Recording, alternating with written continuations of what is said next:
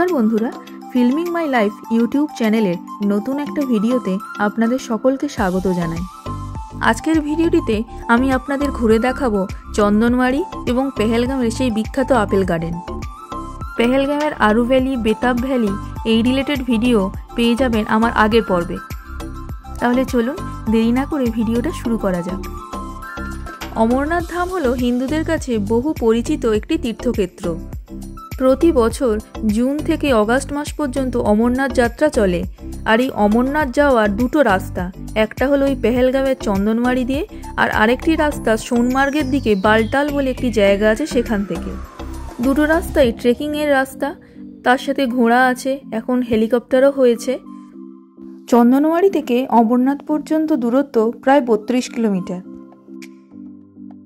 কথিত আছে মহাদেব দেবী পার্বতীর কাছে অমরত্বের যে রহস্য সেটা উন্মোচন করেছিলেন এই অমরনাথ গুহাতে। সেখান থেকে এই গুহার নাম হয় অমরনাথ। আর এই যাত্রার সময়তে মহাদেব তার মাথার চাঁদটিকে এই চন্দনওয়াড়ি নামক জায়গাটিতে রেখে গিয়েছিলেন, যেখান থেকে এই জায়গাটির নাম হয়েছে চন্দনওয়াড়ি।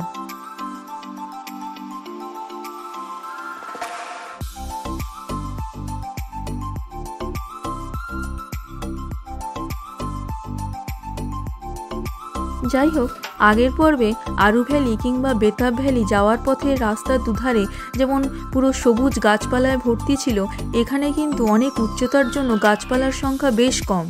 বছরের বেশিরভাগ সময় এই জায়গাটি বরফে ঢাকা থাকে। আমরা যেহেতু অক্টোবরে গিয়েছিলাম তাই জন্য আমরা বরফ পাইনি।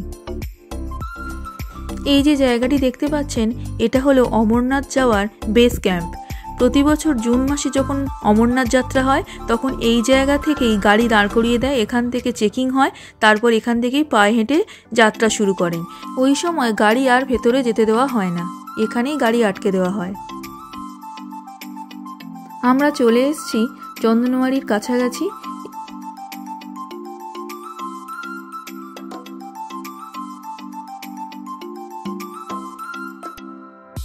আমরা এখন একদম চন্দনওয়াড়িতে চলেই এসেছি। এই যে উঁচু উঁচু পাহাড় আর ওই যে দূরে বরফে ঢাকা পাহাড় জানান দিচ্ছে যে আমরা চন্দনওয়াড়ি চলে এসেছি। এত উচ্চতায় হলেও কিন্তু এখানে অনেক দোকানপাট রয়েছে, যেমন শীতের বিভিন্ন শাল, সোয়েটার, চাদরের দোকান রয়েছে, সেরকমই খাবার জিনিসেরও প্রচুর দোকান রয়েছে। আর এখানের এত উচ্চতায় হলেও জিনিসপত্রের দাম মোটামুটি সাধ্যের মধ্যেই, খুব বেশি যে এখানে দাম নিচ্ছে তা কিন্তু নয়। যেমন গুলমার্গে 1 কাপ চায়ের দাম, কফির দাম 100 টাকা করে চাইছে, কিন্তু এখানে এত উচ্চতা হওয়া সত্ত্বেও নর্মালি দাম 10 টাকা 20 টাকা করেই চা কফির দাম নিচ্ছে। চলুন তাহলে আপনাদেরকে আমি চন্দনওয়াড়িটা ঘুরে দেখাই। এখানে বছরের বেশিরভাগ সময় বরফ থাকে, সেই জন্য পাহাড়গুলোতে গাছপালা খুবই কম। আর ঠান্ডাও কিন্তু এখানে ভালোই। এই যে সিঁড়িটা দেখতে পাচ্ছেন, ওটাই হলো অমরনাথ যাত্রার সিঁড়ি। আর সামনে এই যে নদীটিকে আপনারা বয়ে যেতে দেখছেন, এটাও কিন্তু লিডার নদী। এটা পেহেলগামের মধ্য দিয়ে প্রবাহিত হয়েছে।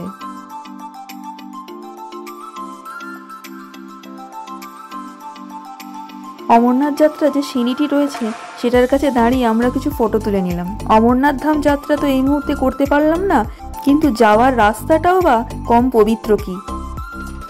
যাই হোক, চন্দনওয়াড়ি দেখে আমরা হোটেলে ফিরে এলাম। আজকে 18ই অক্টোবর, আজকে একটা নতুন সকাল। আজকে আমরা পেহেলগাঁও ছেড়ে শ্রীনগরের উদ্দেশ্যে রওনা দেব। পথে দেখে নেব পেহেলগামের আপেল গার্ডেন। আর দেখুন এই সকালে চারপাশটা কত সুন্দর দেখতে লাগছে। আপনাদের একবার চারপাশটা ঘুরিয়ে দেখে নিলাম আমাদের হোটেলের। পেহেলগাঁও ছেড়ে আমরা রওনা দিয়েছি শ্রীনগরের উদ্দেশ্যে। পেহেলগাঁও ছেড়ে যখন শ্রীনগরের দিকে চলে যাচ্ছি, মনটা একটু খারাপ লাগছিল। এত সুন্দর ছবির মতো প্রকৃতি আবার কবে দেখতে পাবো কে জানে।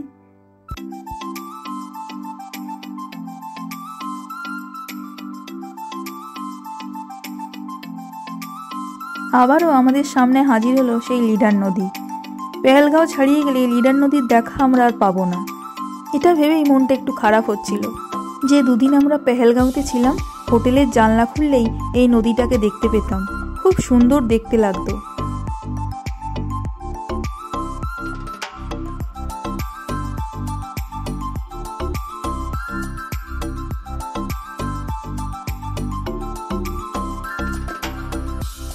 আমরা ধীরে ধীরে পেহেলগাঁও ছাড়িয়ে সামনের দিকে এগিয়ে যাচ্ছিলাম, কিন্তু বাসের এই পুচকিটার এসব দিকে কোনো খেয়ালই ছিল না। আমরা এখন দাঁড়িয়ে আছি পেহেলগাঁওয়ের একটি আপেল বাগানের সামনে। দেখুন তো কত আপেল হয়ে আছে। আরে না না, এটা কিন্তু আসল আপেল না, এটা একদম নকল আপেল। এই গাছটায় প্লাস্টিকের আপেল সাজানো রয়েছে, আসল আপেল এই বাগানের ভেতরের গাছগুলোতে রয়েছে। আমরাও কিন্তু প্রথমেই নকল আপেল দেখে একেবারে বোকা বনে গেছিলাম। তাহলে চলুন এখানের আপেল বাগান আপনাদের ঘুরিয়ে দেখাই।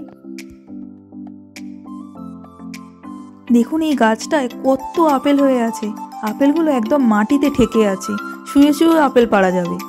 কি সুন্দর দেখতে লাগছে গাছটাকে। গাছের তলাতেও কত আপেল পড়ে আছে। আর এই গাছটা দেখুন পুরো ভরে রয়েছে আপেলে।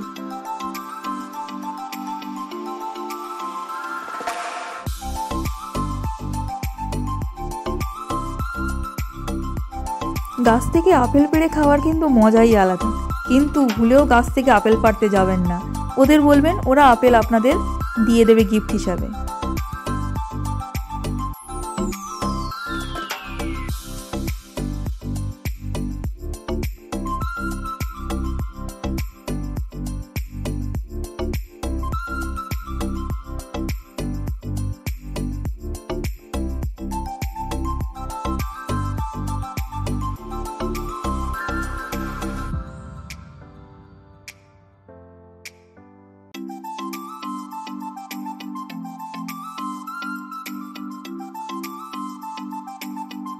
আপেল বাগান দেখে নিয়ে আমরা চলে এলাম আপেল বাগানের সামনেই এই আপেল জুসের দোকানটিতে।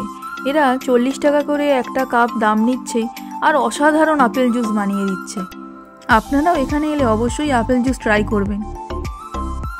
আপেল জুস তো ট্রাই করলাম, আর আপনাদের জন্য রইল আপেল বাগানের কিছু সুন্দর ছবি।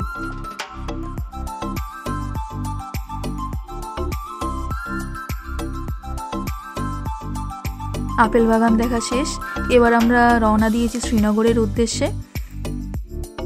যত শ্রীনগরের দিকে যাচ্ছি পেহেলগাঁওয়ের ওই হাড় কাঁপানো ঠান্ডা ধীরে ধীরে কমে আসছে, আর রাস্তাও এখানে একদম সমতল। শ্রীনগরের ভ্রমণ বৃত্তান্ত থাকবে আমার পরবর্তী এপিসোডে। তাহলে ভিডিওটি এখানেই শেষ করছি। ভিডিওটি ভালো লাগলে অবশ্যই লাইক করবেন এবং চ্যানেলটিকে সাবস্ক্রাইব করবেন। নমস্কার।